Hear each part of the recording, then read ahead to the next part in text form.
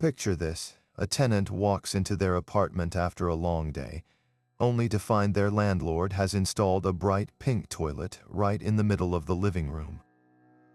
No warning, no explanation, just a glittery porcelain throne where the coffee table used to be. Sounds like a bizarre dream, right? But for some renters across America, this kind of absurdity is just another Tuesday. From landlords who charge extra for air rights to those who demand tenants sign contracts banning them from owning goldfish, the world of rental drama is stranger than fiction. And that's exactly what we're diving into today: the 25 most jaw-dropping, head-scratching, downright unbelievable landlord stories in the United States. You'd think renting a home would be straightforward: pay your rent, follow the rules, and live your life. But oh no, not in this wild rental market. Some landlords seem to have taken creativity to a whole new level, crafting rules and antics that belong in a sitcom rather than a lease agreement. Ever heard of a landlord who insisted on conducting monthly closet inspections to make sure no unauthorized sweaters were hanging inside, or one who tried to evict a tenant for excessive smiling in the hallway? These stories aren't just odd, they're the kind of tales that make you question reality itself. So why do these things happen? Is it power trips, unchecked creativity, or just a severe case of I make the rules? Whatever the reason, one thing's for sure: when landlords go rogue, the results are unforgettable. Over the next few minutes, we're peeling back the curtain on the most outrageous cases, the kind that'll have you laughing, cringing, and maybe even checking your own lease for hidden absurdities. Whether you're a renter, a landlord, or just someone who loves a good dose of unbelievable drama, buckle up. This ride through America's weirdest rental sagas is about to get wild. You'd think toilet paper would be the last thing a landlord would try to control, but one property owner in California took micromanaging to a whole new level.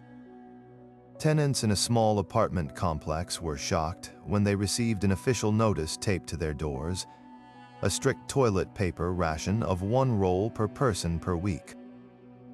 That's right, no exceptions, no excuses. Any violators would face a $50 fine for each extra square used. The landlord claimed it was to prevent plumbing issues, but residents quickly pointed out the building's pipes were actually in great shape. So what happens when adults are treated like middle schoolers with a hall pass for bathroom supplies? Chaos, obviously. One tenant described smuggling in Costco-sized packs and hiding them under the bed like contraband. Another started a secret shared stash in a neighbor's closet, labeling it Operation Soft Rebellion. But the real tipping point came when a plumber, hired by the landlord to investigate a mysterious clog, found nothing wrong. Turns out the so-called toilet paper crisis was completely fabricated. When word got out, local news picked up the story, and suddenly, the landlord wasn't just dealing with frustrated tenants, but a viral embarrassment. Legal experts weighed in, pointing out that restricting basic hygiene products could violate tenant rights, depending on local housing laws. After a flood of complaints and a stern warning from the city's housing authority, the toilet paper ban was quietly lifted. But the legacy lives on to this day. Former tenants still celebrate TP Freedom Day every year with a very enthusiastic bulk shopping spree. Now you might wonder, what kind of landlord has the time or the audacity to count toilet paper rolls? Well, as we'll see, this is just the tip of the absurdity iceberg. Imagine signing a lease only to discover you're forbidden from showering after 8 o'clock at night, not because of noise complaints, but because your landlord insists the pipes are haunted by water ghosts. That's exactly what happened to tenants in a Chicago apartment building when their landlord tacked a new rule to the lobby bulletin board: no showers after 8 p.m. due to spiritual disturbances in plumbing. The notice claimed midnight rinses agitated phantom entities lurking in the water lines, causing mysterious knocking sounds and cold spots in the walls. At first, tenants assumed it was a joke, but when maintenance workers started removing shower heads after hours allegedly to protect everyone from spectral backlash, the reality set in. One resident, a nurse working late shifts, described scrubbing off hospital germs with baby wipes before bed. Another admitted to smuggling a camping shower into the basement laundry room, whispering under their breath, "Sorry, ghosts." The building's superintendent doubled down, insisting the ghosts were real. "You ever hear the pipes scream at 3 a.m.? That's not air bubbles, that's regret," he told a local reporter. But when the Chicago Tribune picked up the story, experts quickly debunked the lore. A plumber traced the noises to loose valves, and a historian noted the building's water system predated any local legends. Tenants organized a shower-in, blasting hair dryers and singing loudly in bathrooms past curfew to prove no ghosts appeared. The landlord retaliated with a $500 paranormal cleanup fee in the next rent notices until the city's housing department intervened. Turns out inventing supernatural clauses isn't a legal way to enforce quiet hours. The rule was scrapped, but the legacy lives on. The building's group chat is still named Water Ghost Watch Committee, and every Halloween, someone leaves a toy rubber duck in the lobby sink with a note, "The ghosts miss you." From toilet paper rationing to phantom plumbing patrols, it's clear landlords sometimes cross the line from quirky to downright delusional, but the next story takes the cake for creative cruelty. When one landlord in Florida decided shared oxygen was a commodity worth charging for, renters knew they'd entered uncharted territory. The notice arrived under every door in the complex, a new air tax of $500 per month for anyone caught excessively breathing in common areas like hallways or lobbies.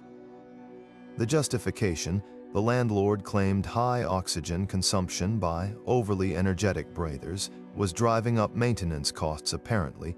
All that extra humidity from deep breaths was corroding the wallpaper. At first, tenants thought it was satire. Then security cameras appeared in the hallways, angled suspiciously at chest level to monitor breath volume. One yoga instructor received a bill for $600 after her neighbor reported her suspiciously rhythmic inhales during morning meditation in the courtyard. A retired marathon runner got slapped with back charges for panting violations after climbing the stairs too quickly.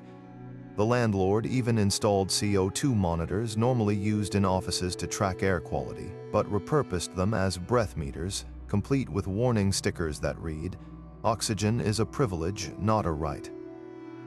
The breaking point came when a group of tenants pooled their bills and hired a lawyer. Turns out, charging people for basic bodily functions isn't just unethical, it's legally indefensible. The lawsuit cited everything from fair housing violations to basic human rights, and the judge's reaction was reportedly priceless. "Unless your landlord is Photosynthesis Incorporated," the ruling quipped, "you can't monetize air." The policy was scrapped, the landlord was ordered to refund every penny, and the building's tenants celebrated with a free breathing party in the lobby, complete with a bubble machine and a cake shaped like a pair of lungs. But here's the twist: the CO2 monitors weren't even connected to anything. A handyman later admitted they'd been bought off eBay for $12 each and just flashed random numbers. The whole scheme was less about air quality and more about pure creative greed, a reminder that when landlords get inventive, the results are equal parts hilarious and horrifying. And if you think taxing oxygen is wild, wait until you hear about the landlord who tried to evict a tenant for unauthorized gravity usage. Here's something you'd never expect to see in a lease agreement: a clause banning the smell of garlic. Yet that's exactly what tenants in a New York City apartment building faced when their landlord issued a new no cooking smells policy. The rule listed over a dozen forbidden aromas, from curry and fried onions to bacon and even citrus zest, claiming these odors infiltrated common areas and lowered property value. First offenses came with a $100 fine. Repeat violations could mean eviction. One family who'd lived there for 8 years received a warning letter after their neighbor reported excessive cumin usage in their lentil soup. Another tenant, a chef, was fined 3 times in a single week for professional-grade sautéing. The building's hallways soon became a battleground of passive-aggressive notes. "Whoever made fish last night, prepare to pay," scrawled on the lobby whiteboard. Some residents started eating cold meals to avoid trouble, while others invested in industrial-grade air purifiers until someone pointed out the machines violated the noise ordinance. The landlord's justification: a single complaint from a prospective buyer who'd toured the building and deemed it smelled like a food court. But when the policy made local news, the backlash was immediate. Cultural organizations called it discriminatory, noting many banned scents were staples of immigrant cuisines. Health experts weighed in too, warning that discouraging home cooking could push residents toward unhealthy processed foods. The city's housing authority stepped in, ruling that banning food aromas wasn't just unreasonable, it violated tenants' rights to quiet enjoyment of their homes, which includes basic life activities like cooking. The fines were reversed and the landlord was ordered to attend a cultural sensitivity workshop, but the tenants didn't stop there. On the day the policy was overturned, the building hosted a potluck so fragrant you could smell it from the sidewalk. Menu highlights: garlic-laden hummus, a spicy kimchi stew, and a slow-cooked biryani that lingered in the hallways for days, a delicious middle finger to absurdity. Yet somehow, this still isn't the pinnacle of landlord overreach. Just wait until you hear about the one who tried to charge tenants for shadow rental fees.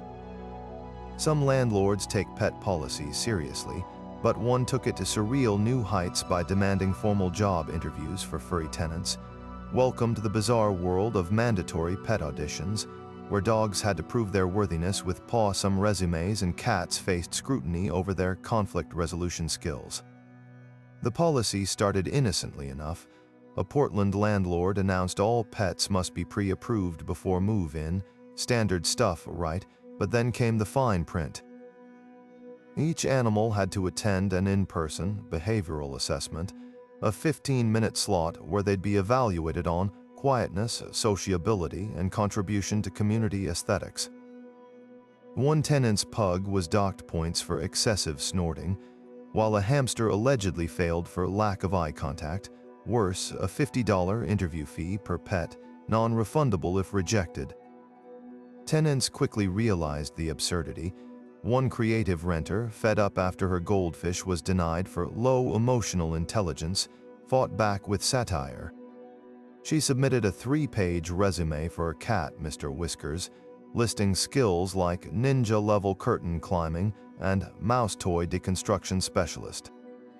The document went viral, inspiring others to follow suit. Soon, the landlord's inbox flooded with pet CVs boasting fake references: former colleague, squirrel in yard 5 stars, exaggerated achievements, reduced couch cushion mortality rate by 80%, and even cover letters signed with paw prints.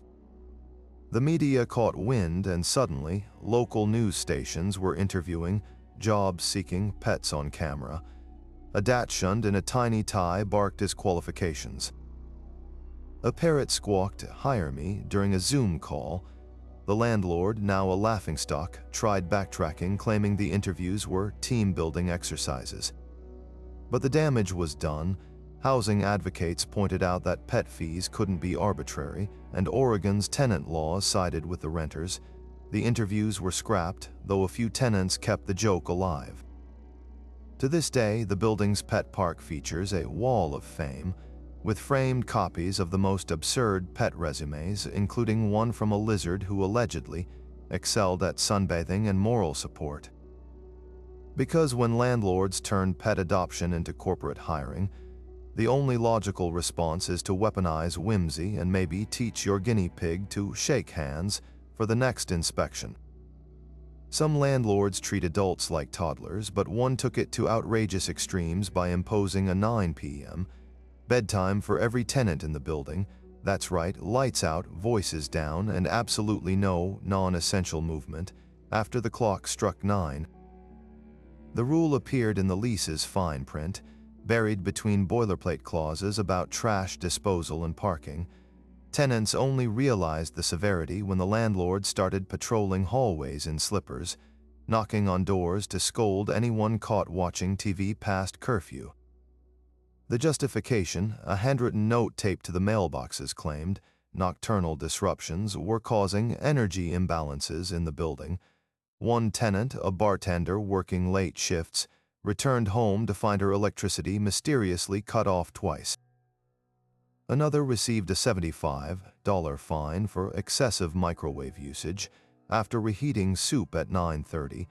The landlord even installed motion sensors in common areas, triggering floodlights if anyone dared to take out the trash after dark. It felt like living in a dorm for misbehaving children, one renter told reporters, but here's where it gets wilder. The lease also banned unapproved nighttime thinking. That's not a typo, a clause forbade loud mental activity, e.g., excessive problem solving or creative ideation that may disturb neighboring tenants' sleep. How exactly would that be enforced? The landlord suggested meditation logs to prove tenants weren't brainstorming too vigorously in bed. Rebellion was inevitable. Tenants organized a midnight PJ parade, marching through the halls in onesies blasting lullabies on portable speakers. Someone projected bedtime stories for tyrants onto the building's facade, featuring dramatic readings of the lease's most absurd lines. The local news aired footage of the landlord wrapped in a fuzzy robe, trying to confiscate a tenant's coffee maker labeled for emergency consciousness only. Legal experts swiftly debunked the curfew, noting tenant rights include basic freedoms like existing after sunset. The censors were removed, the fines refunded, and the building's group chat renamed itself the 9 p.m. Resistance. But the piece de resistance, a former tenant later gifted the landlord an oversized novelty alarm clock set permanently to 9 p.m. with the engraving, "For when you miss us." Because nothing says power trip like treating grown adults like they'll turn into pumpkins at nightfall, and if you think that's overbearing, wait until you hear about the landlord who banned left-handedness. Some landlords don't just want obedience, they want complete submission, right down to where you direct your gaze. Case in point, the infamous no eye contact policy that made headlines when a Seattle landlord added it to every lease renewal. The rule stated tenants must avoid prolonged visual engagement in common areas to prevent unnecessary social tension. Translation: glance at your neighbor for more than 2 seconds, and you risked a written warning.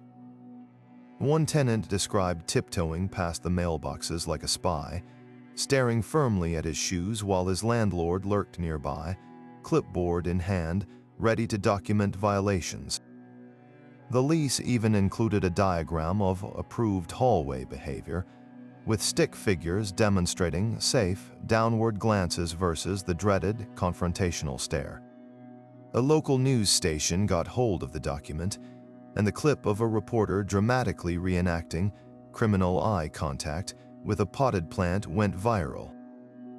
Legal experts quickly pointed out that while landlords can regulate noise or trash, policing human interaction crosses into absurdity and possibly housing discrimination.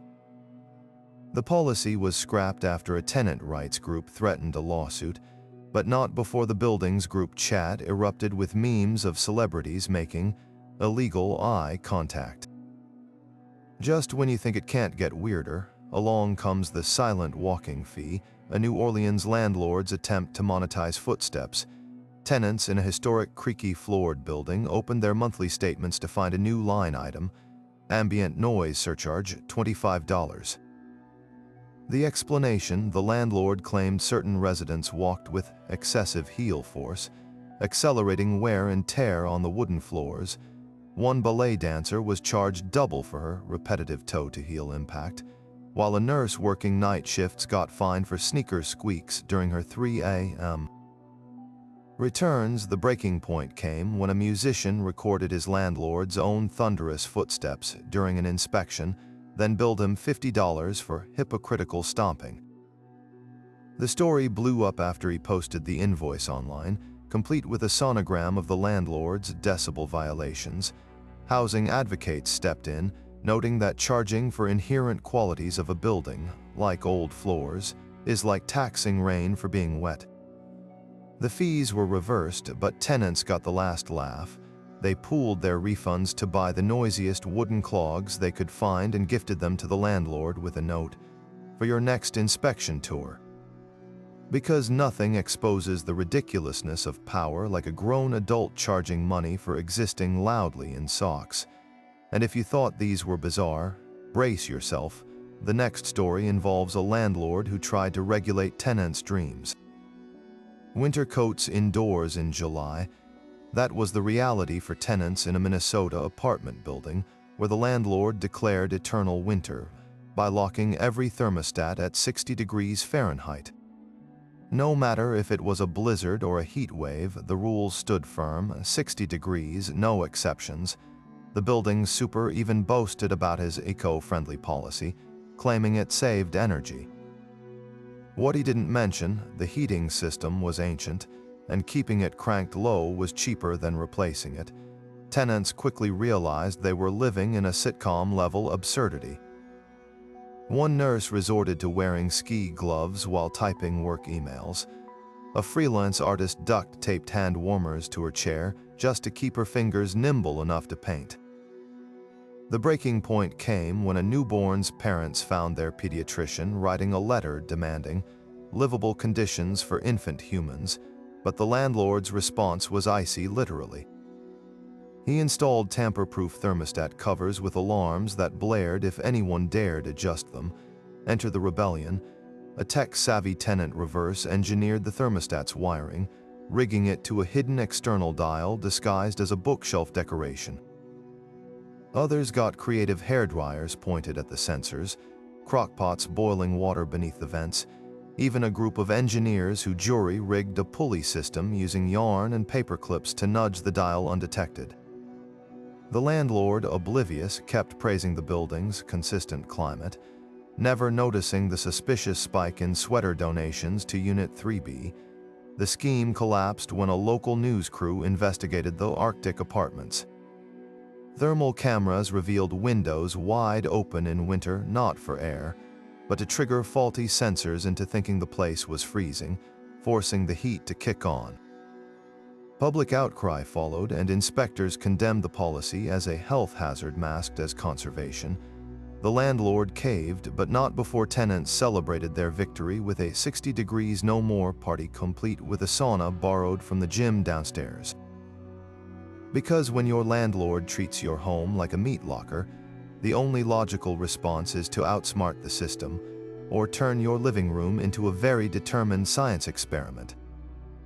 Imagine being handed a lease that dictates not just where you live, but what you wear inside your own home. That was the reality for renters in a Denver apartment complex when their landlord introduced a new policy: indoor-only outfits required immediately upon entering the unit. The rule claimed outside clothes, jeans, jackets, even shoes, were contaminants that threatened the building's sanitary integrity. Tenants were expected to change into designated home attire at the door, with a suggested wardrobe list that included lint-free sweatpants and special slippers available for purchase in the lobby for $40 a pair. At first, people laughed it off, then the inspections started. The super began doing weekly fabric checks, peeking into closets to ensure no street clothes were worn past the welcome mat.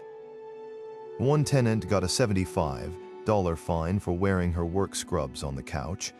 Another was cited for sock negligence after stepping out of his approved indoor loafers to grab a snack.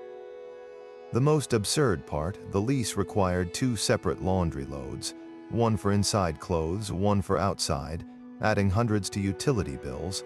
A single mom calculated she was spending an extra 3 hours a week just washing legal lounge pants. Pushback was inevitable. Tenants showed up to a meeting dressed like dystopian characters, one in a hazmat suit labeled "Outdoor Air Gently Used," another in a bubble-wrap poncho. But the tipping point came when a microbiologist renter tested the landlord's theory, swabbing indoor versus outdoor clothes. The results: identical bacteria levels. "Unless your apartment is an operating room," she told local news. This is performance theater. The media storm forced the landlord to backtrack, but not before tenants threw an illegal pajama party, flooding the courtyard in band denim and leather jackets. The complex still unofficially refers to Laundry Day as Fabric Rebellion Friday, and as for those $40 slippers, they're now a cult item on resale sites, marketed as the most absurd house shoes in America. Because when your landlord tries to play fashion police, the only dress code worth following is malicious compliance, preferably in head-to-toe thrifted velour. When a landlord in Austin decided to regulate interior decor, tenants quickly learned their fake plants weren't just decorations, they were legally binding responsibilities. The lease amendment arrived with the subtlety of a hurricane. All artificial foliage must undergo weekly dust inspections to ensure optimal aesthetic freshness. Failure to comply meant a $25 fine per plant, with repeat offenders risking lease termination. At first, residents assumed it was satire until the super showed up with a white glove and a magnifying glass, scrutinizing silk ferns for particulate neglect. One tenant's TikTok video of the inspection process blew up overnight. The clip showed the superintendent delicately wiping a single plastic leaf with a microfiber cloth while muttering, "Dust is the enemy of illusion." Commenters lost it, with hashtags like #plantgate and #fakefern felony trending for days. Others in the building leaned into the absurdity, staging elaborate plant crimes. One draped a rubber tree in crime scene tape labeled "Dust Victim." Another posted a fake missing poster for a fugitive fern last seen collecting pollen. The landlord, oblivious to the mockery, doubled down by issuing a plant maintenance handbook that included tips like rotate synthetic succulents for even sun fading. But the real kicker, the building's lobby was filled with real, wilting houseplants the landlord neglected to water. The hypocrisy was botanical, one tenant told a local news crew. The story went viral and eventually the inspections stopped, though rumor has it the superintendent still side-eyes potted orchids in the elevator. Meanwhile, in Philadelphia, another landlord took noise complaints to surreal new depths with a "no laughing after midnight" clause. The rule cited disruptive joviality as a threat to the building's nocturnal serenity, threatening fines for unapproved giggling, chuckling, or snorting. One couple received a written warning after their late-night viewing of a comedy special allegedly triggered a neighbor's existential crisis. Tenants fought back with creativity. A group of friends staged a silent mime laugh-in in the hallway, exaggeratedly clutching their stomachs without making a sound. Another recorded a deadpan apology video for the crime of finding joy in darkness, which racked up millions of views. The landlord, now a meme, tried justifying the rule by claiming laughter vibrations could loosen wall fixtures until a structural engineer publicly debunked it, noting, "Drywall doesn't care if you think Kevin Hart is funny." The clauses were eventually voided, but not before inspiring a stand-up comedy set titled "Evicted for Excessive Happiness," and to this day, former tenants of both buildings remain vigilant, dusting fake plants with exaggerated care and saving their loudest laughs for daylight hours just in case. Because when landlords mistake apartments for dollhouses or libraries, the only sane response is to turn the absurdity into art, or at least really good internet content. Happiness should be free, unless you lived in a Los Angeles apartment building where grinning too wide could cost you. Tenants were stunned when their landlord tacked a notice to every door announcing a new joy adjustment fee, $50 extra per month for anyone caught exhibiting excessive cheerfulness in common areas. The justification, the landlord claimed relentless smiling from certain residents was disrupting the building's melancholic aesthetic, which he described as a vibe of quiet desperation, like a French art film. At first, people assumed it was an avant-garde prank. Then the fines started rolling in. One musician got slapped with the surcharge after whistling in the elevator. A barista was penalized for overly enthusiastic latte art. Heart-shaped foam allegedly violated the "no overt joy" clause. The breaking point came when a kindergarten teacher received a $300 bill labeled cumulative smile infractions, citing her habit of greeting neighbors with alarming pep. Tenants fought back with weaponized absurdity. A group staged a silent funeral for happiness in the courtyard, solemnly burying a piñata labeled "Our Last Grin." Someone projected a loop of frowning Victorian portraits onto the building facade with the caption, "Approved expressions," but the masterstroke came from a stand-up comic who lived on the third floor. He printed fake smile permits and distributed them to neighbors, complete with bureaucratic jargon like "valid only for suppressed chuckles between 9 a.m. and 5 p.m."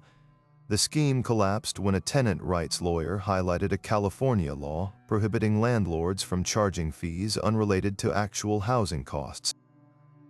The landlord, now infamous as the Grinch of Griffith Park, tried arguing that emotional ambience affects property value, but the judge wasn't buying it.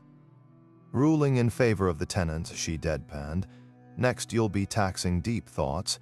The fees were revoked, but the building's reputation stuck. To this day, former residents send the landlord annual holiday cards featuring aggressively cheerful glitter and the word "delinquent" stamped in smiley face ink. Because if there's one thing more ridiculous than policing emotions, it's pretending gloom is a decorating choice. And this wasn't even the peak of landlord logic. Just wait until you hear about the one who banned mirrors for disrupting the building's energy flow. Birthdays are supposed to be about cake, laughter, and maybe a little harmless chaos, unless you lived under the reign of a landlord who declared war on joy itself. The infamous no birthday parties rule began innocently enough in a Miami apartment complex, where one resident's fiesta-themed celebration ended in disaster when an overstuffed piñata exploded prematurely, showering the courtyard in candy, shredded newspaper, and, according to the landlord's incident report, unmanageable confetti-based anarchy. Security footage leaked online showed the exact moment everything went sideways. A rogue swing of the bat sent the piñata, as contents rocketing into a ceiling fan, which then launched a hellstorm of gummy bears directly into the landlord's open bedroom window. The next morning, notices appeared on every door. Effective immediately, all birthday celebrations are hereby classified as unapproved gatherings. The fine print was even more absurd. No singing within 50 feet of the building, no candles, sparklers, or flammable numerological displays. Even whispered happy birthday greetings in hallways could result in a $200 unauthorized festivity fee. One tenant received a violation for leaving a cupcake with a single candle in the trash, deemed circumstantial evidence of clandestine merriment. Residents quickly realized the landlord wasn't just banning parties. He was waging a one-man crusade against happiness itself. So they fought back with guerrilla celebrations. A group of neighbors staged a silent air cake cutting in the lobby, miming cheers while security cameras rolled. Another tenant threw a funeral for birthdays, complete with a eulogy for their late great right to age joyfully, but the piece de resistance, someone reprogrammed the building's elevator to play a muffled happy birthday every time the landlord stepped inside. The tipping point came when local news outlets got hold of the leaked piñata, a footage, turning the landlord into a national punchline. Legal experts pointed out that banning cultural traditions, like birthday observances, could violate fair housing laws. Facing public ridicule and a potential lawsuit, the landlord quietly rescinded the rule, but the tenants didn't stop there. On the one-year anniversary of the piñata incident, they threw the most epic, confetti-heavy noise complaint-worthy birthday bash the building had ever seen, with a new piñata, shaped like the landlord's scowling face. Because when someone tries to outlaw joy, the only logical response is to celebrate harder, preferably with enough glitter to ensure they'll be finding it in their paperwork for years to come. Music lovers beware. This next landlord didn't just appreciate a good melody, he demanded a captive audience. Tenants in a Nashville apartment complex opened their leases to find an unusual clause buried between pet policies and parking rules. mandatory attendance at the landlord's monthly acoustic guitar performances, failure to show up a $200 lack of artistic appreciation fee, and if you thought sneaking out early was an option, think again. Each session included a sign-in sheet and a minimum engagement time of 45 minutes. The performances themselves became the stuff of local legend, not for their quality, but for their sheer endurance-testing awkwardness. One former tenant described the landlord's style as a cross between a cat in a dryer and someone learning to play with oven mitts. Another compared it to being trapped in an elevator with a guy who just discovered the minor pentatonic scale. Yelp reviews from trapped audience members read like hostage testimonials. Human rights violations set to a vaguely bluesy rhythm, one quipped. I now understand why some cultures consider music a form of torture, added another. Resistance took creative forms. A group of tenants started a betting pool to guess how many times the landlord would restart the same song.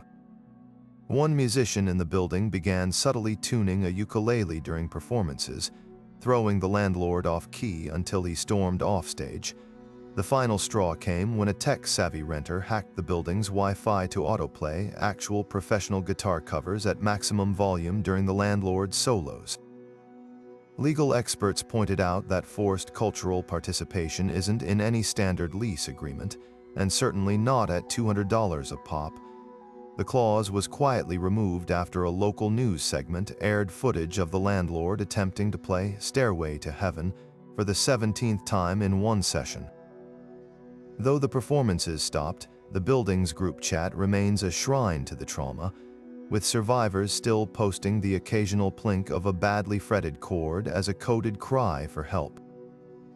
Because when your landlord mistakes an apartment complex for an open mic night, the only appropriate response is to fight bad music with malicious harmony, or at least a well-timed fire alarm.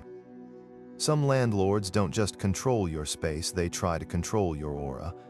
That's exactly what happened when a landlord in Santa Fe decreed a strict no red clothing policy, claiming the color disrupted the building's vibrational harmony. The notice arrived with pseudo-scientific flair, warning that scarlet hues attracted aggressive energy and could incite wall-damaging emotions. One graphic designer was forced to change clothes in the lobby after returning from a jog in a crimson hoodie. Another tenant received a $75 fine for hanging a red towel on her balcony deemed a public energetic hazard.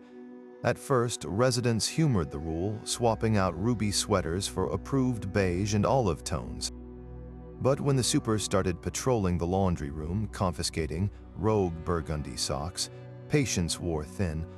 A bartender pointed out the irony. The landlord's own office had a massive red exit sign glowing above the door. Selective spectral sensitivity, he called it, the final straw. A visiting toddler's bright red shoes triggered a written warning for unregistered chromatic contamination. Meanwhile, in Boston, another landlord took guest policies to dystopian extremes with an approved visitor list.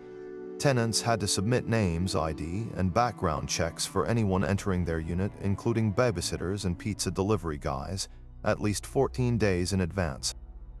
Forget spontaneous movie nights. One renter was fined for her sister illegally crossing the threshold during a surprise birthday visit. The landlord's reasoning: unvetted humans degrade the building's moral fiber. These two policies might seem unrelated, but tenants in both buildings spotted the common thread: control masquerading as safety. So they fought back together. The Santa Fe crew staged a red wedding protest, flooding the courtyard in scarlet scarves and reading aloud from color psychology textbooks. The Boston tenants formed a union, citing invasion of privacy and discriminatory enforcement. The landlord had accidentally approved all his nephew's frat parties.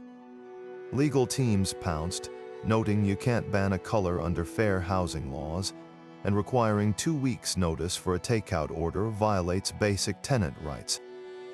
Both landlords folded, but not before gifting the internet iconic moments like the Santa Fe super lecturing a UPS driver about his disruptive maroon polo, or the Boston tenant who submitted a 14-day request for a goldfish to have a playdate with Gary from 3B's Snail.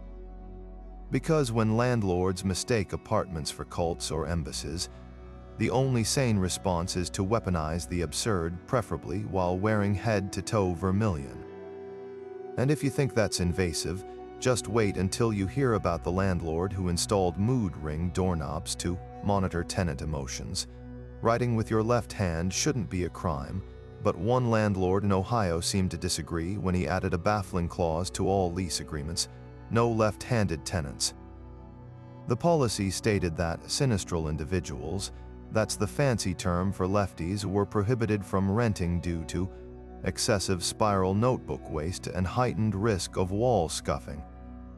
Applicants were required to complete a handwritten questionnaire, with a right-handed supervisor watching, to prove their dominant hand met the building's aesthetic and budgetary standards.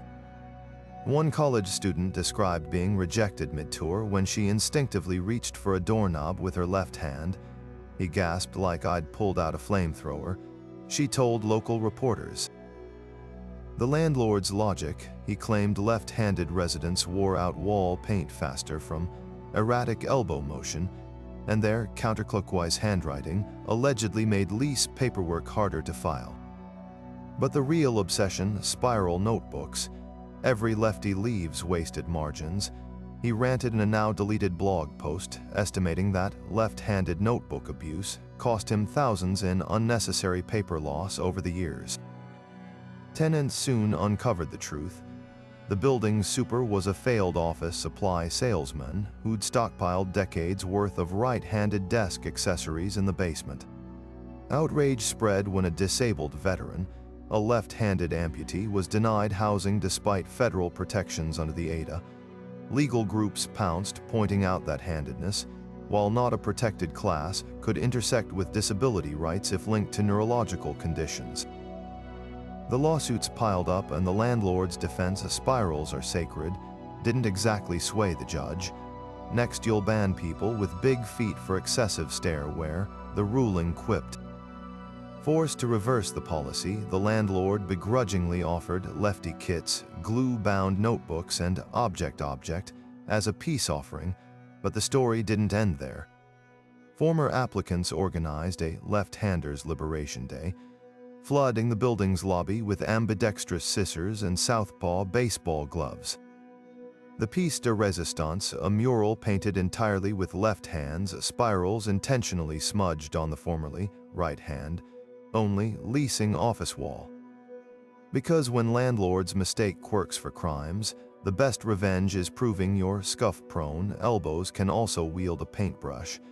And if you think policing handedness is wild, just wait until you hear about the landlord who tried to ban sneezing as a lease violation. Midnight cravings are a universal human experience unless you lived in this Milwaukee apartment building, where raiding the fridge after 10 p.m. became a full-blown heist operation. Tenants woke up one morning to find their refrigerators outfitted with heavy-duty padlocks, each secured with a laminated note, "Electricity curfew enforced." No unauthorized cold storage access between 10 p.m. and 6 a.m. The landlord's reasoning, he claimed late-night snacking caused unnecessary compressor cycling that spiked the building's energy bills. Never mind that the math didn't add up. A local electrician estimated the savings at roughly $12 a year. At first, residents assumed it was a prank. Then the fridge patrol began. The super would make nightly rounds, shaking each lock to ensure compliance, while tenants stared helplessly at their own perishables through the plexiglass doors. One nurse working the night shift resorted to storing her insulin in a coworker's lunchbox. A college student survived on lukewarm canned soup, later telling reporters, "I paid for a kitchen, not a museum exhibit of my own groceries." The breaking point came when a pregnant tenant was fined for emergency ice cream retrieval after her roommate picked the lock with a bobby pin. Rebellion was inevitable. Someone started a clandestine snack underground, hoarding yogurt cups and string cheese in insulated lunch bags beneath their bed. Another tenant rigged a mini fridge to a car battery in their closet, dubbing it Project Midnight Munchies. But the piece de resistance, a group of engineers reverse-engineered the locks, replacing them with identical magnetic ones that clicked shut convincingly but popped open with a tap. They even left fake energy savings reports in the lobby, claiming the building's kWh usage had dropped to negative numbers thanks to ghost-powered veggies. The scheme collapsed when the landlord tried to install motion-activated cameras above the fridges, only to discover tenants had already redirected the feeds to loop footage of static. Local news aired clips of the Great Refrigerator Revolt, featuring interviews with food scientists who debunked the compressor myth. If your fridge can't handle a two-way cheese slice, it's 30 years past retirement, facing public ridicule and a lawsuit for constructive deprivation of basic amenities, the landlord relented. The locks came off, but the legacy lived on. The building's group chat renamed itself the Cold War Veterans, and to this day, former neighbors commemorate the liberation with an annual potluck, served exclusively between midnight and 4 a.m. Because when your landlord treats a ham sand witch-like contraband, the only logical response is to turn snack time into an act of delicious defiance. Sunday afternoon. You're scrambling to finish a work project before Monday morning. Your video call with a client starts in 10 minutes. You click the Wi-Fi icon and nothing happens. No networks, no signal, just digital silence. This wasn't a glitch, it was policy. In a Boston apartment building, tenants woke up one weekend to find their routers blinking uselessly every Sunday, thanks to a new landlord rule: no Wi-Fi Sundays. The notice, taped to every door in ornate cursive, claimed the blackouts would restore the lost art of conversation and prevent digital isolation. Noble goals if you ignored the fact that half the building worked remotely, and face-to-face time mostly meant panicked neighbors banging on each other's doors asking to hotspot their laptops.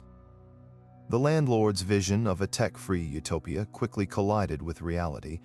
A freelance graphic designer missed a deadline when her cloud storage vanished mid-upload. A med student failed to submit an online exam, triggering an academic probation warning. Even mundane routines imploded. Smart thermostats froze, grocery delivery apps refused to load, and one tenant's automated cat feeder simply gave up, leaving his very vocal Siamese to stage a hunger protest at 4 a.m.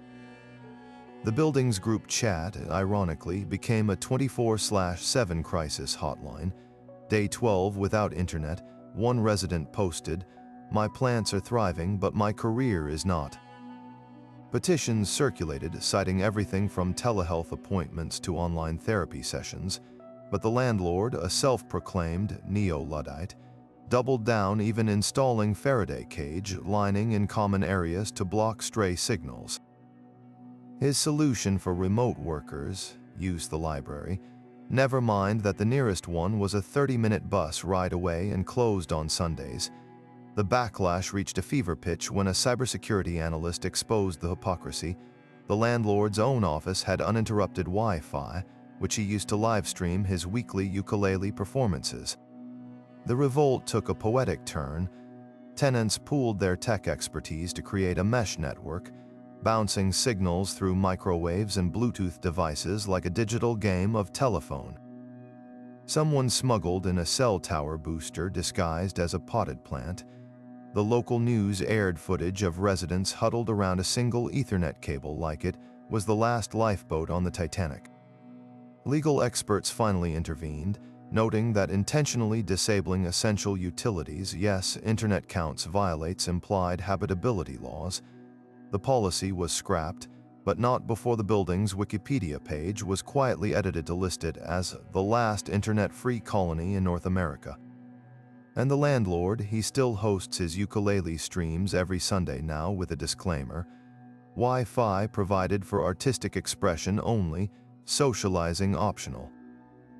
Because nothing brings people together like collectively plotting to overthrow your internet overlord. Hugging your landlord might sound like a prank from an offbeat sitcom, but for tenants in a Portland apartment complex, it was ironclad lease policy. The mandatory monthly hug initiative appeared innocently enough in the building's newsletter, framed as a wellness experiment to foster neighborly connections. By renewal season, it had morphed into a contractual obligation. Failure to participate in a minimum 20-second embrace with the landlord or designated hug ambassador would result in a $75 anti-social behavior fee. The notice even specified preferred hugging angles, 15-degree lean for optimal heart-to-heart alignment, and prohibited excessive back patting, which supposedly disrupted emotional osmosis. Initially, some tenants played along, assuming it was a quirky team-building exercise. Then came the logistics. The landlord scheduled hug hours in the lobby every first Sunday, complete with a sign-in sheet and a hug intensity monitor, a decibel meter repurposed to gauge audible bonding sounds. One software developer described his lease-mandated embrace as like being trapped in a conference icebreaker that never ends. A nurse practitioner was fined for non-compliant arm positioning after keeping her hands politely at shoulder level. The breaking point, a retired kindergarten teacher received a violation for inadequate duration when she clocked in at 19.8 seconds. He brought a stopwatch, she told local media. It was less a hug and more a hostage negotiation. Anonymous complaints flooded the building's suggestion box, leaked later to a tenant rights group. "I pay $2,000 a month to live here, not to be sniffed," read one. Another simply stated, "My lease says nothing about armpit proximity." The policy unraveled when a freelance journalist living on the third floor published an exposé titled, "The Hug Economy: How Landlords Monetized Awkwardness." Legal experts highlighted that physical contact clauses could violate harassment laws, and the city's housing authority swiftly intervened. The landlord defended the policy as a cure for urban loneliness, but the damage was done. At the next hug hour, tenants arrived en masse wearing inflatable sumo suits, rendering embraces physically impossible. The clause was quietly removed, though rumors persist that the landlord still grades hallway hugs on a secret rubric. As for the decibel meter, it's now the building's most ironic Halloween decoration, labeled bonding or buzzer, you decide. Because when affection becomes enforceable, the only logical response is to weaponize absurdity, preferably while wearing enough padding to ensure a 3-foot buffer at all times. Imagine waking up and getting ready for work, only to realize your bathroom mirror has vanished overnight, not stolen, but legally confiscated. That's exactly what happened to tenants in a Philadelphia apartment building when their landlord issued a sweeping no mirrors policy, claiming they encouraged vanity and disrupted the building's communal humility. The notice, taped to every door with the fervor of a medieval decree, declared all reflective surfaces, including microwave doors and polished toasters, potential violations. One tenant described scrubbing mascara off in the dark, blindly hoping for symmetry. Another caught the super unscrewing a car's side view mirror in the parking lot, muttering about rogue vanity vectors. The landlord's obsession spiraled into absurdity. Maintenance staff conducted weekly reflectivity raids, covering TV screens with matte spray and confiscating a yoga instructor's stainless steel water bottle for unsanctioned self-observation. The breaking point, a tenant's cat, whose obsession with a hallway window's glare was deemed feline narcissism. Residents fought back with parody lease addendums circulating mock clauses like Article 7.2, all puddles must be stirred before stepping in to prevent accidental introspection. The satire went viral, especially when someone photoshopped the landlord's face onto the Snow White evil queen with the caption, "Mirror, mirror, now outlawed." Meanwhile, in Seattle, another landlord weaponized mornings with an approved alarm tones clause. Tenants were handed a 3-page list of permissible sounds, all gentle chimes or rainforest noises, with a $100 fine for abrupt or chaotic wake-up calls. A construction worker got slapped with a penalty for his jackhammer ringtone alarm, while a paramedic's trauma pager was labeled a sonic assault. The building's WhatsApp group became a black market for rebel ringtones, with one programmer coding a supposedly compliant chime that subtly morphed into death metal after 3 seconds. The backlash reached its peak when a tenant played the landlord's own keynote speech on loop as their alarm at max volume. Legal experts noted that regulating personal devices crosses into unreasonable quiet enjoyment violations, and both policies were scrapped. But the legacy lived on. The Philly building's gym still has a sign reading, "No mirrors or judging yourself," while Seattle tenants commemorate Freedom Ringtone Day every year by blasting air horns at dawn, just because they can. Because when landlords mistake apartments for monasteries or meditation retreats, the only logical response is to reflect their absurdity right back at them, preferably while your unapproved punk rock alarm clock rattles the walls at 6 a.m. Sharp, few household rules sound more harmless than "don't talk to strangers" until your landlord applies it to your potted philodendron. That's precisely what happened in a San Diego apartment complex when residents received a memo titled "Flora Communication Ban," citing credible reports of verbal plant harassment leading to accelerated growth and structural damage. The notice claimed a tenant's fern had grown unnaturally large after being read poetry daily, allegedly cracking a windowsill. By week's end, security cameras in plant-filled units were angled suspiciously toward foliage, and one tenant swore she saw the super whisper scolding a rubber tree for defiant leaf spreading. At first, botanists assumed it was satire, then the citations started rolling in. A philosophy professor received a $200 fine for existential monologuing near succulents. A musician was penalized after the super overheard him humming to a bonsai deemed unauthorized acoustic fertilization. The breaking point came when a group of third graders touring the building were scolded for telling a spider plant it looked very handsome, triggering a $50 minor plant flattery fine that made local headlines. Experts rushed to debunk the logic. A UC Davis plant biologist appeared on local news holding a decibel meter near a screaming fiddle leaf fig, demonstrating that while plants respond to vibrations, they don't hold grudges or conspire to break drywall.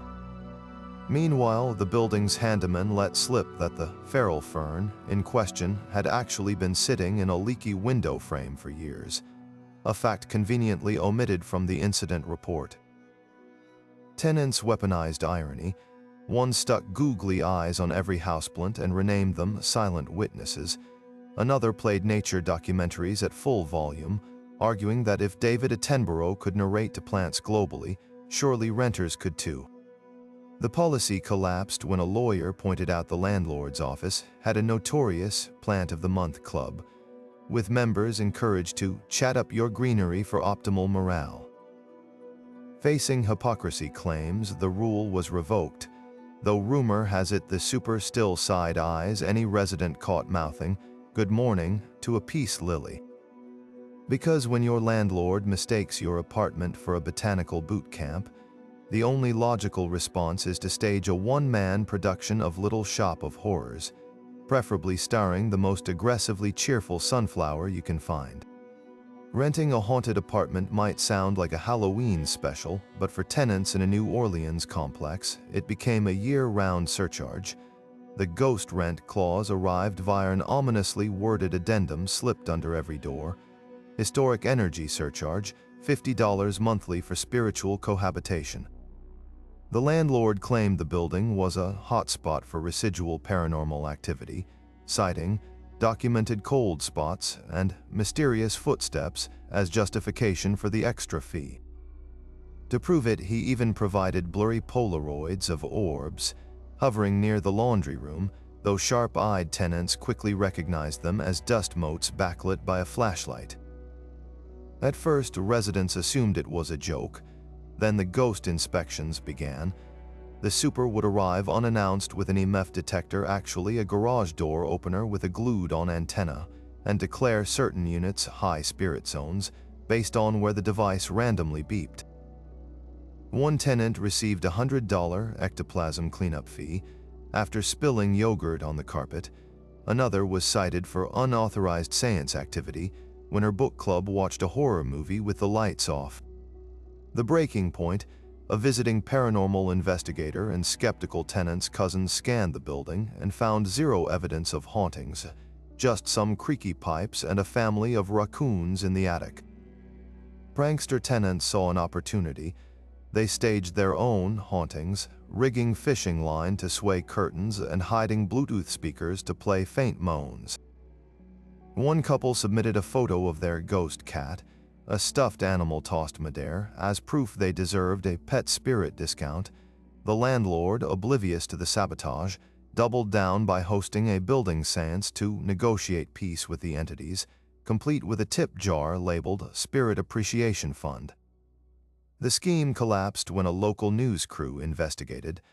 Their thermal camera caught the landlord's nephew under the floorboards, rattling chains on cue.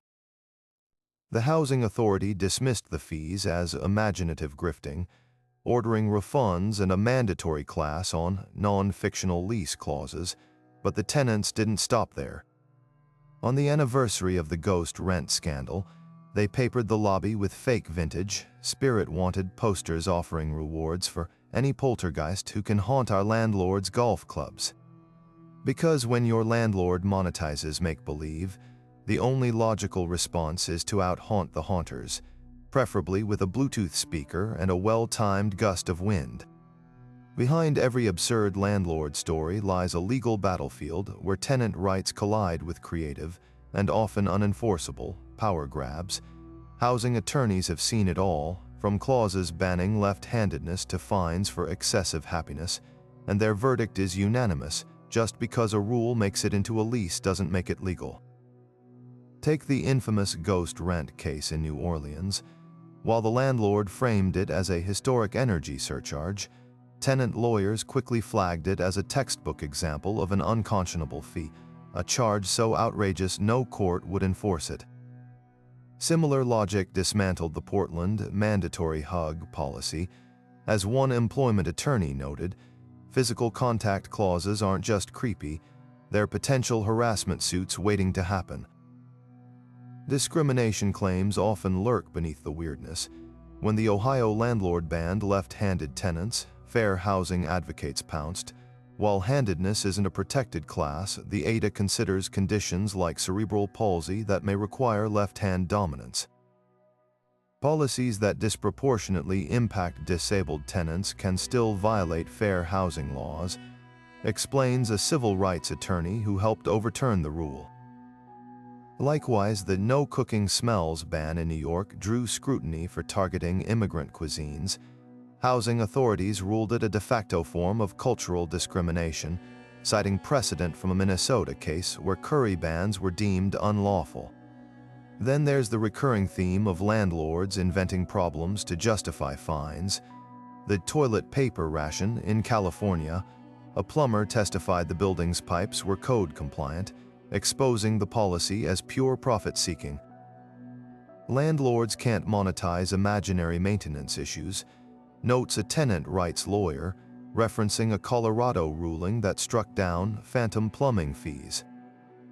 Even the no laughing after midnight rule collapsed when a judge compared it to a notorious Chicago case where a landlord tried to ban sneezing, deemed an unreasonable restriction on basic bodily functions. The common thread in these cases: courts favor tenants when rules veer into the absurd. As one judge quipped during the oxygen tax lawsuit, next you'll charge for sunlight. Yet these battles aren't just about winning, they're about exposing systemic power imbalances. Tenants who fought back didn't just reclaim their right to breathe or use Wi-Fi, they set precedents that protect future renters. Because when a lease starts reading like a dystopian novel, the law, and a well-timed viral meme can be the ultimate equalizers. Landlords may write the rules, but tenants have a long history of rewriting them creatively. Take the case of a Brooklyn apartment building where residents weaponized mockery to dismantle a landlord's no overnight guests policy. After months of fines for unauthorized sleepovers, including a $75 charge for a toddler's impromptu nap. Tenants staged an illegal slumber party in the lobby. They rolled out sleeping bags, wore footy pajamas, and live-streamed their criminal restfulness with dramatic whisper captions, "Daybreak approaches, will we survive the landlord's wrath?" The video racked up 500,000 views, and by noon the next day, the policy was history. Then there's the Arizona complex, where renters turned a landlord's obsession with quiet hours into a viral art project. After receiving fines for excessive kettle whistling and aggressive toothbrushing, tenants recorded a symphony of band sounds, a blender pulverizing ice, a whoopee cushion, even a theremin played at midnight, and mixed it into a satirical album titled Lease Violations, the soundtrack. They mailed copies to the landlord's office, local news stations, and inexplicably, the Library of Congress.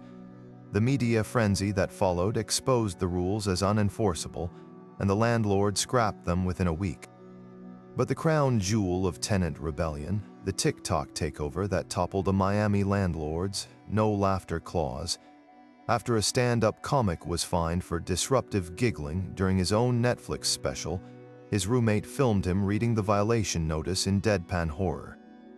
The clip exploded, spawning the #crime of joy, with users worldwide posting their own illegal laughter videos, from a grandma cackling at Golden Girls to a dog laughing with a toy in its mouth. The landlord, now the punchline of late-night monologues, retracted the rule with a terse memo. Effective immediately, happiness is tolerated. These stories prove that when landlords cross the line from strict to surreal, tenants don't just push back, they turn resistance into performance art. Because sometimes the best way to fight absurdity is with a perfectly timed punchline, or a theremin solo at 3 a.m., psychologists and housing experts have spent years trying to unravel the mystery behind landlords who dream up rules that belong in a surrealist art exhibit rather than a lease agreement. At the core of these bizarre power plays lies a cocktail of control, superstition, and sometimes sheer unchecked eccentricity. Dr. Alina Voss, a social psychologist who studies authority dynamics, compares it to miniature tyranny syndrome, the thrill of micromanaging a fiefdom where every whim becomes law. For some landlords, it's not just about maintaining property, it's about orchestrating a world where they dictate reality, she explains. The more trivial the rule, like policing plant whispers or taxing oxygen, the louder it screams, "I decide what's normal here." But control isn't the only ingredient in this recipe for absurdity. Superstition often creeps in, dressed up as policy. Take the Santa Fe landlord who banned red clothing over vibrational disruptions, or the Chicago property owner who blamed plumbing noises on water ghosts. Anthropologist Dr. Raj Patel notes that old buildings, especially those with quirky histories, become magnets for magical thinking. When a landlord can't explain a flickering light or a creaky floorboard, they'll invent a cause, and then invent a rule to combat it, he says. It's easier to blame aggressive energy from scarlet sweaters than admit the wiring's just outdated. Then there's the profit motive masquerading as paternalism. The oxygen tax in Florida or the ghost rent in New Orleans weren't just whims. They were revenue streams disguised as cosmic concerns. Housing attorney Marcus Dewey points to a pattern.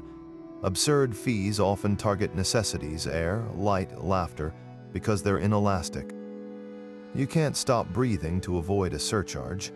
That's why courts keep striking these down as constructive extortion. Yet some landlords genuinely believe their own mythology. The Portland hug mandate wasn't just a power grab. The landlord reportedly wept during eviction hearings, lamenting the death of human connection. Psychiatrist Dr. Leela Chen calls this benevolent delusion, a warped belief that coercion equals care. They frame forced hugs or bedtime curfews as community building, she says. It's the HOA president who bans lawn gnomes for your own happiness. And let's not forget the copycats. After the no left-handed tenant story went viral, 2 other landlords quietly added similar clauses until legal pushback made them backtrack. Absurdity loves company, observes urban historian Derek Yates. One landlord's paranoia about spiral notebooks becomes another's crusade against high fives. Ultimately, these rules reveal a universal truth. Power untethered from accountability breeds creativity, just not the kind anyone asked for. As one eviction court judge famously sighed, "If you put half this energy into fixing the leaky roof, we wouldn't be here." From haunted surcharges to hugging mandates, these landlord stories prove reality doesn't need writers. It just needs unchecked power and a wild imagination. Who could forget the Florida landlord taxing oxygen, or the Chicago super who blamed plumbing noises on water ghosts, or the piece de resistance, the Milwaukee fridge lockout, where midnight snacks became felonies punishable by padlock. These tales aren't just entertainment, they're cautionary reminders that tenant rights exist for a reason. Those no left-handed clauses, illegal, ghost rent. Pure fiction, even the most creative landlord can't fine you for existing loudly, breathing deeply, or heaven forbid, owning a goldfish without a background check. But here's the twist: every absurd rule we've covered was eventually overturned because tenants fought back. They turned oppression into comedy, weaponized viral moments, and dragged unreasonable policies into the spotlight where they withered under legal scrutiny. That's the real takeaway. No matter how bizarre the clause, you're not powerless. Housing laws skew toward habitability and basic dignity, not whims about your socks, your dreams, or your plant's emotional needs. So if your landlord's rulebook reads like a rejected Black Mirror script, remember, document everything, know your local tenant laws, and when in doubt, kill them with satire.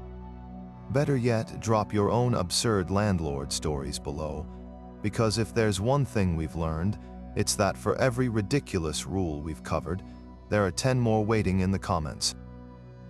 And to the landlords watching, maybe spend less time policing laughter and more time fixing that leaky ceiling. Now, for the grand finale, enjoy this montage of landlords defending their policies in news interviews, from the guy who claimed left-handedness erases wall paint to the woman who swore her building's Wi-Fi ban saved souls. Spoiler, none of them kept straight faces. Happy renting, folks. May your lease be reasonable, your security deposit returned, and your landlord's rulebook forever free of glitter-based revenge.